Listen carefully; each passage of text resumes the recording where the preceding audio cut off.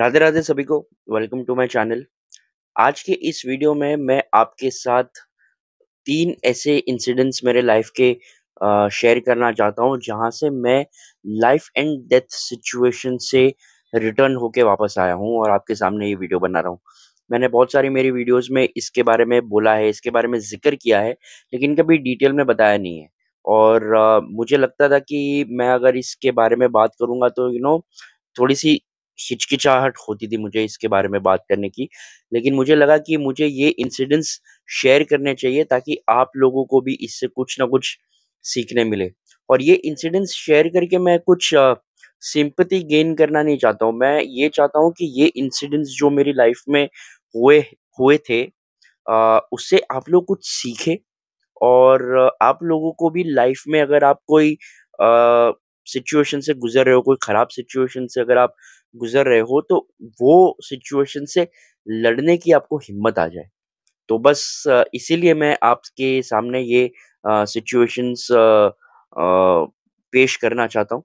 क्योंकि ये 3 life incidents ऐसे हैं पिछले 3 साल में मेरे साथ 3 लाइफ़ इंसिडेंट्स ऐसे हुए, जहाँ पे मुझे लगा कि अब मैं हॉस्पिटल से वापस कभी आऊँगा ही नहीं। अब ये मेरा लास्ट है, अब इसके बाद सब खत्म है। अब मैं वापस घर नहीं जा रहा। लेकिन मैं घर भी आया, मेरी लाइफ़ भी आगे बढ़ी, वीडियोज़ भी बना रहा हूँ, आप लोगों के साथ में बातें भी कर रहा हूँ और लाइफ़ एकदम सही चल रही है। तो यही मुझे एक मैसेज देना है आप लोगों की, चाहे जो भी हो आपके लाइफ़ में, आप उस चीज़ को अगर हिम्मत से काम लेंगे, तो आप पार कर जाएँगे। तो बस मैं वो इंसिडेंट्स शेयर करता हूँ आप लोगों के साथ। तो सबसे पहला इंसिडेंट ये था 2022 में, जब फर्स्ट टाइम मुझे जो किडनी का जब मेरा क्रिएटिन बहुत ज़्यादा बढ़ गया था, ऑलमोस्ट 10 हो गया था, तब मुझे बॉडी में बहुत सारी प्रॉब्लम्स होने लगी थी। तो प्रॉब्लम स्टार्ट हुआ सैटरडे को, तो सैटरडे, संडे और मंडे को मेरा डायलिसिस स्टार्ट हुआ। तो वो जो सैटरडे, संडे जो मुझे गुज़ारने थे ना, तब मुझे ऐसा लगा कि भाई ये क्या हो रहा है मेरे साथ?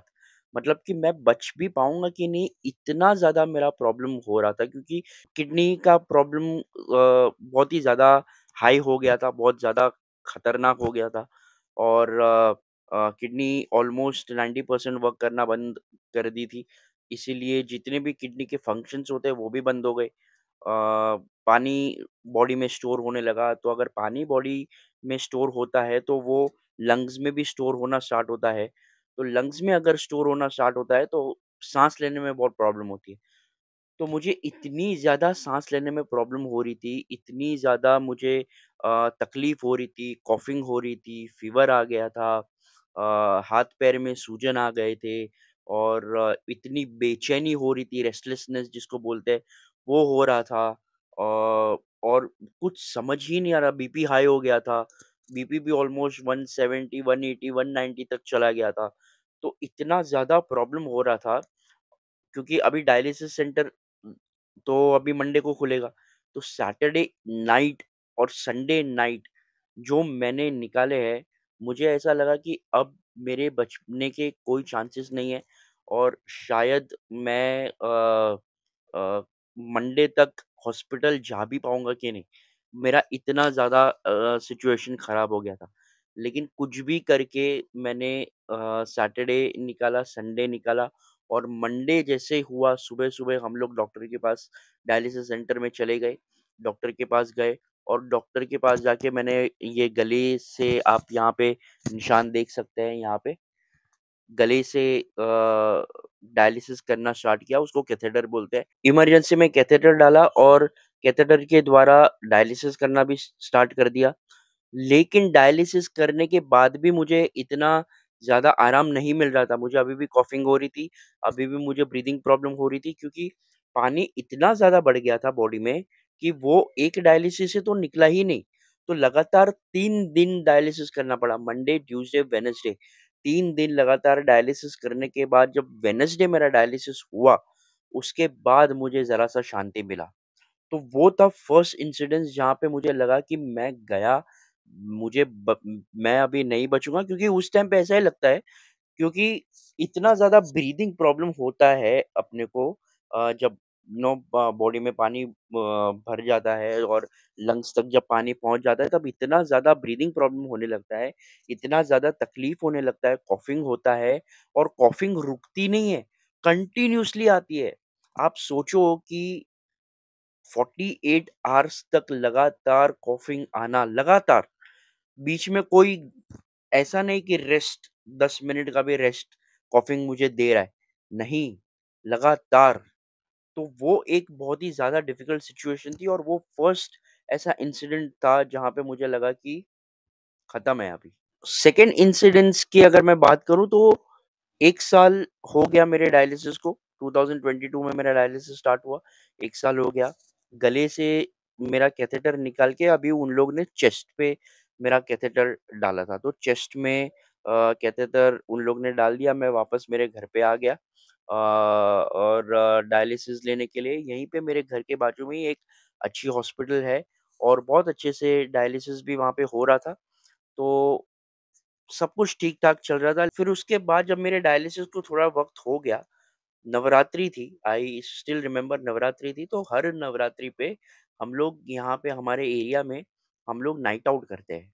तो वैसे ही मैं भी जैसे यूजुअली मैं जैसे इतने सालों से नाइट आउट करता था, वैसे ही मैं नाइट आउट करने गया।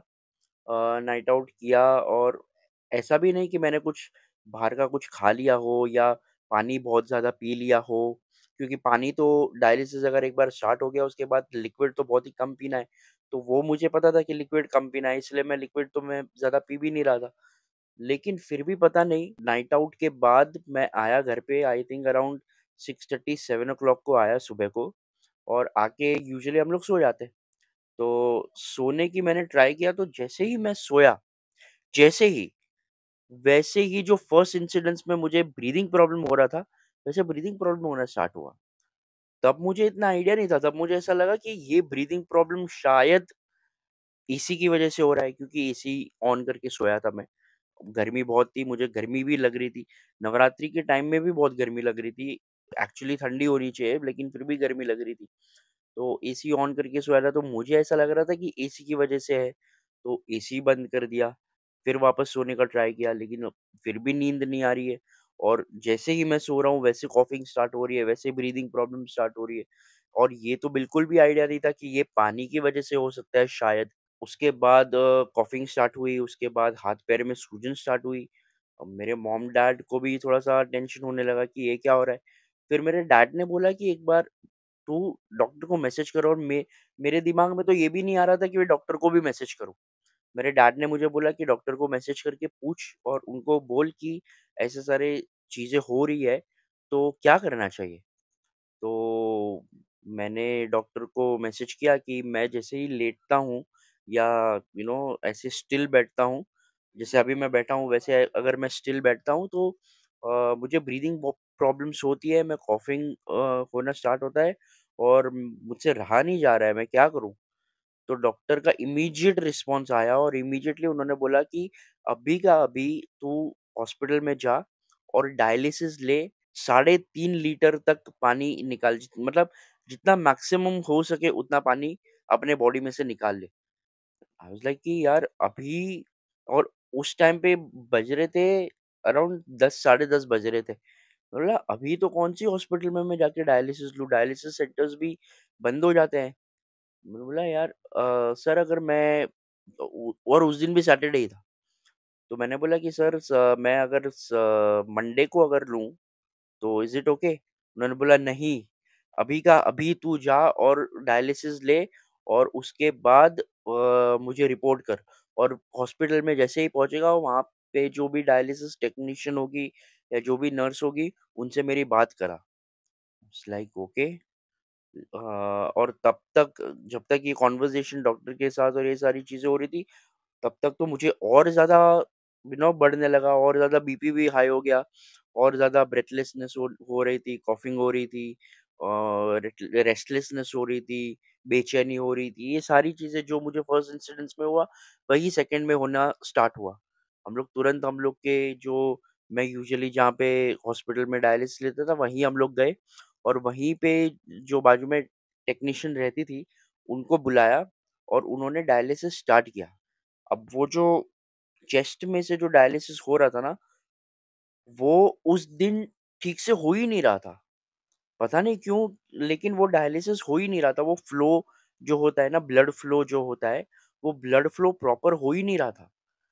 एंड आई वाज़ लाइक, गया मैं। अभी ये क्या हो रहा है मेरे साथ? एक तो डायलिसिस भी प्रॉपरली हो नहीं रहा है और किसी की भी गलती नहीं थी। ना मेरी गलती है, ना टेक्नीशियन की गलती है, ना किसी की गलती है। वो पाइप में ही कुछ प्रॉब्लम था या ऐसा कुछ था, पता नहीं क्या हो रहा था, तो वो फ्लो ही नहीं आ रहा था उनसे।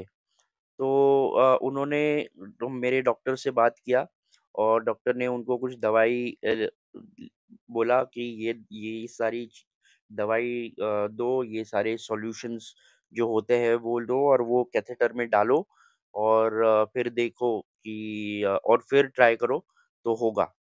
तो वो जो सॉल्यूशन या वो जो दवाई जो उन्होंने कैथेटर में डाला मेरे चेस्ट के द्वारा, तो वो डालने के 20-25 मिनट बाद ही डायलिसिस कर सकते हैं। 20-25 मिनट तक तुमको ऐसे बैठना ही पड़ेगा। लाइक 20-25 मिनट तक अभी तो बैठना है और मेरे साथ में मेरे डैड आए थे और मैं लगातार कॉफ़ कर रहा हूँ, लगातार मुझे ब्रीथिंग प्रॉब्लम्स हो रही है। मेरे मॉम और मेरे भाई घर पे थे, लेकिन मेरे साथ मेरे डैड आए थे। लेकिन मेरी हालत देख के मेरे डैड ने मेरी मॉम को भी बुला लिया हॉस्पिटल में कि "तू आजा, इसको नहीं हो ठीक हो रहा है और ये हॉस्पिटल वाले भी ठीक नहीं कर पा रहे।" और वो लोग भी बहुत ज़्यादा डर गए थे मेरे मॉम डैड भी। तो मॉम भी आई और 20 मिनट जो मुझे बैठना था, वो 20 मिनट में मुझे 2 बार उल्टी हो गई, मतलब वॉमिट हुई 2 बार और इतनी ज़्यादा वॉमिट हो गई और आई थिंक कि वो मैं यही सोच रहा था कि अब मैं नहीं बचूँगा, नहीं बचूँगा, लेकिन भगवान ने बोला कि अब तुझे बचना ही है, तुझे मैं बचाऊँगा। ऐसे करके भगवान, मुझे ऐसा लग रहा है कि भगवान ने ही वो उल्टी करवाई होगी। तो जैसे ही मुझे वो उल्टी हुई, 2 बार उल्टी हुई, जैसे ही उल्टी हुई ना, मुझे एकदम रिलैक्स लगा। जैसे कि छाती में सब जाम हो जाता है और आपको अगर एक बार सब निकल जाता है, तो कैसा एकदम रिलीफ होता है ना, एकदम शांति हो जाती है। वैसे मुझे थोड़ा-सा रिलैक्स हुआ। मुझे थोड़ा ब्रीथिंग प्रॉब्लम थोड़ा कम हुआ और मेरी कॉफ़िंग भी कम हो गई और मैं ऐसे करके बैठा वहाँ पे। 15 मिनट हुए थे और 10 मिनट निकालने थे। तो 10 मिनट मैं वहाँ पे बैठा और 10 मिनट में शांति से बैठा। मेरी मॉम मेरे बाजू में थी, मेरा भाई सामने बैठा था मेरे सामने ही, मेरे डैड भी वहीं पे बैठे थे और 10 मिनट के बाद जब वापस हम अंदर गए, तो वो टेक्नीशियन ने जैसे ही कनेक्ट करके मशीन चालू किया डायलिसिस का, वैसे मेरा डायलिसिस भी स्टार्ट हो गया और मेरा डायलिसिस पूरी रात हुआ। मेरा 4 साढ़े 3-4 बजे मेरा डायलिसिस खत्म हुआ। पूरी रात डायलिसिस चला। वो टेक्नीशियन को भी मैं थैंक यू बोलना चाहूँगा अगर वो मेरी ये वीडियो देखती है और मॉम-डैड तो थे ही मेरे साथ और वो हॉस्पिटल का स्टाफ भी था वहाँ पे, जो डॉक्टर्स थे, जो नर्सेस थे, वो लोग भी आ गए थे।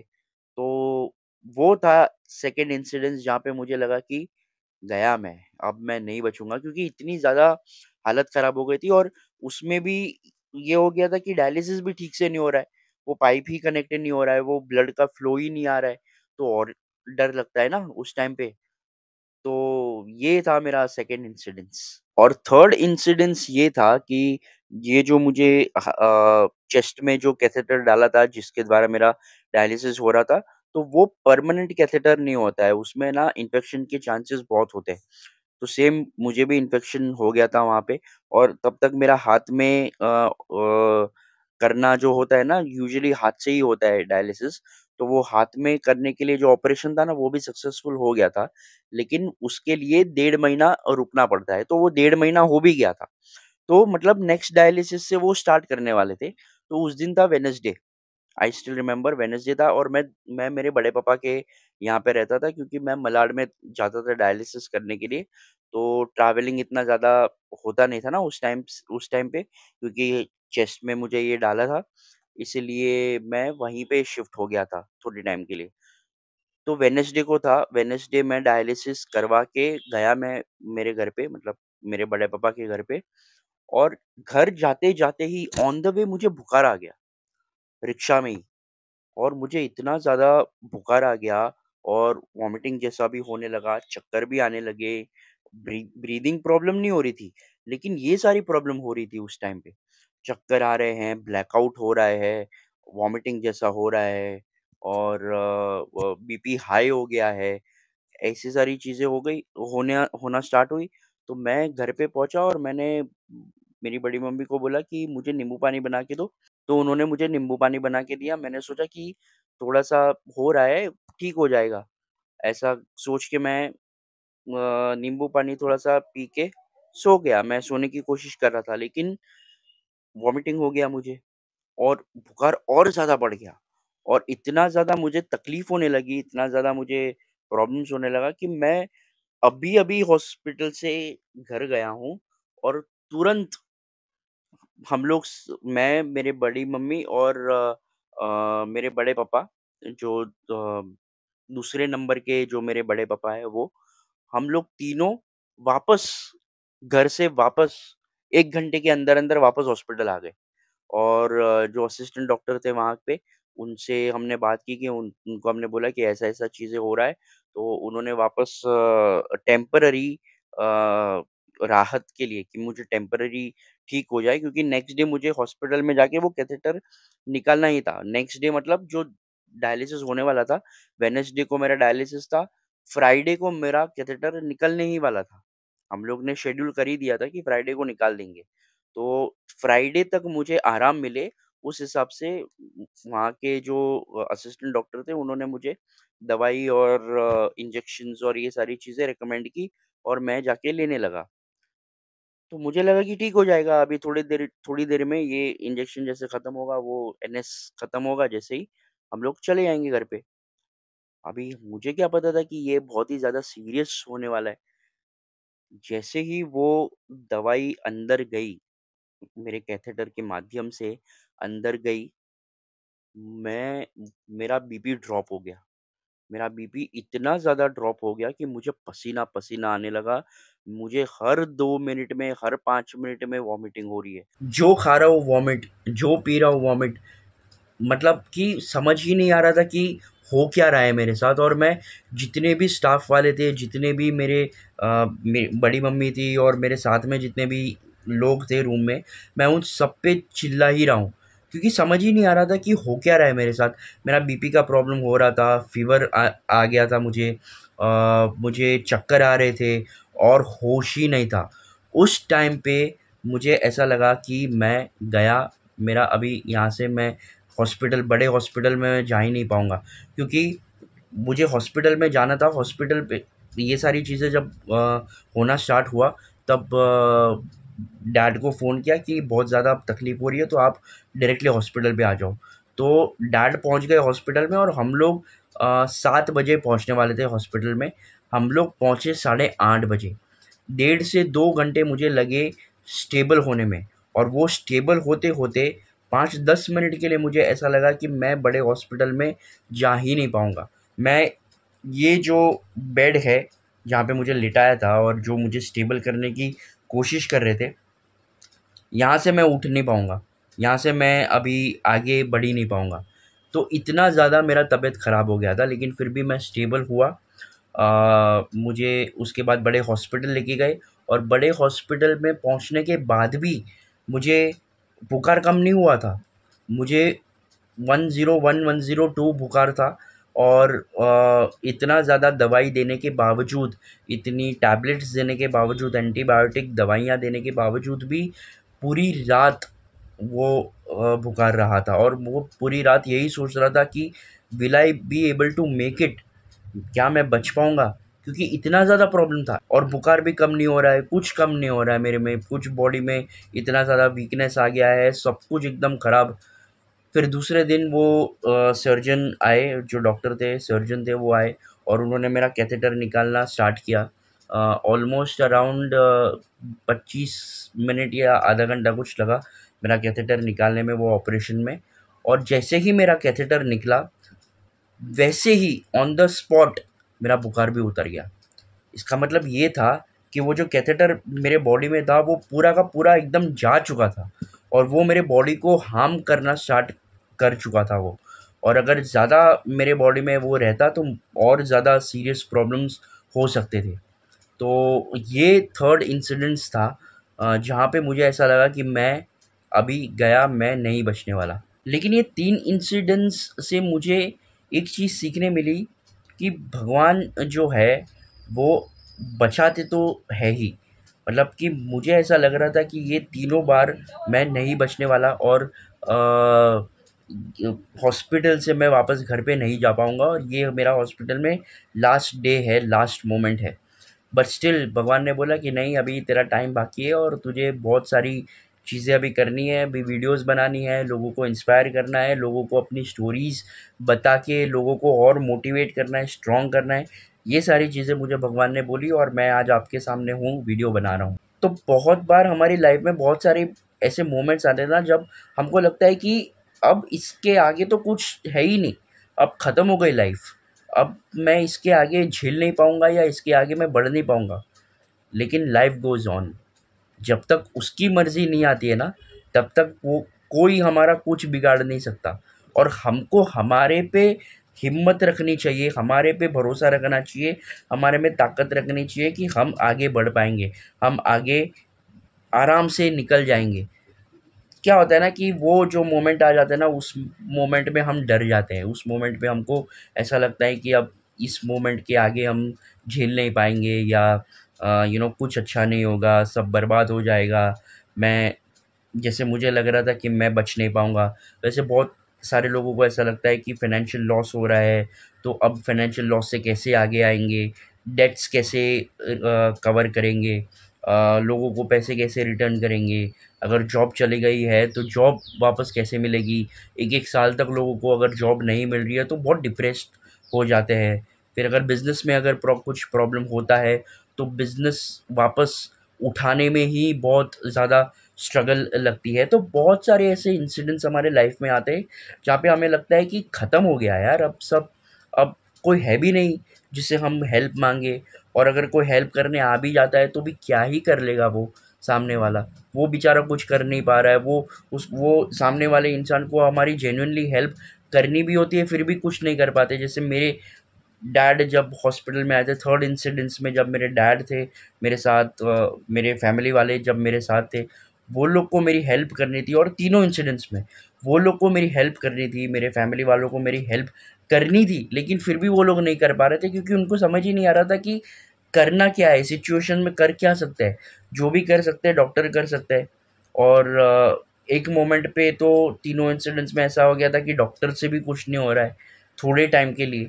बट स्टिल डॉक्टर्स तो डॉक्टर्स है, उनकी एक्सपीरियंस, उनकी एक्सपर्टीज़, जो नर्सेस थे, नर्सिंग स्टाफ थी, उनकी एक्सपर्टीज़ और उन सारी चीज़ों की वजह से वो जो कठिन घड़ी थी वो पार हो गई। तो कितनी भी ख़राब सिचुएशन हमारी लाइफ में आ जाती है ना, वो पार हो जाती है। हमें सिर्फ़ भरोसा रखना होता है, हमें हिम्मत रखनी होती है।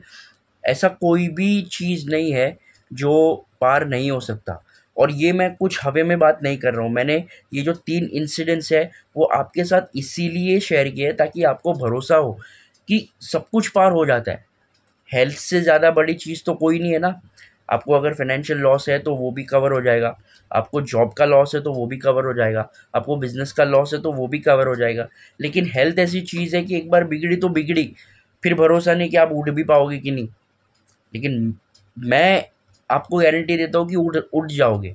अगर खुद पे भरोसा है और डॉक्टर पे भरोसा है तो।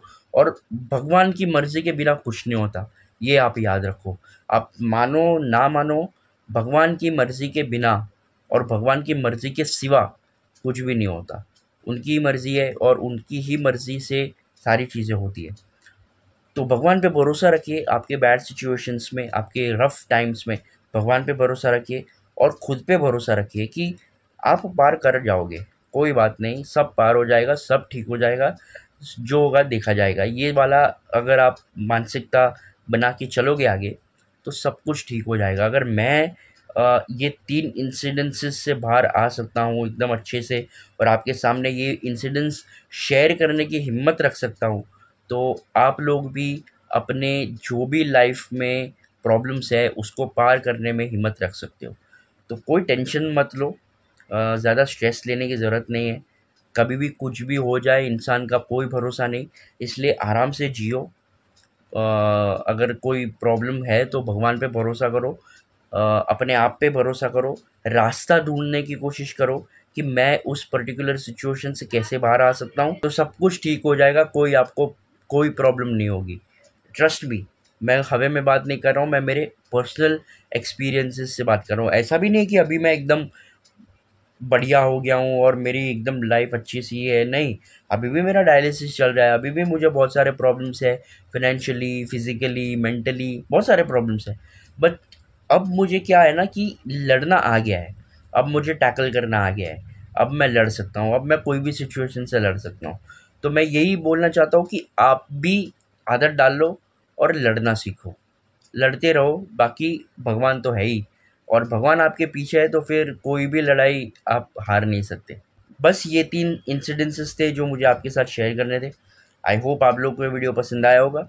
अगर पसंद आया हो तो अपने फ्रेंड्स एंड फैमिली के साथ ज़रूर शेयर करना और उनसे कहना कि लाइफ में कुछ भी हो जाए, हार मत मानना। इसी के साथ ये वीडियो को मैं एंड करता हूँ। मिलते हैं अगले वीडियो में, तब तक के लिए हरे कृष्णा, ओम नमः शिवाय, हर हर महादेव।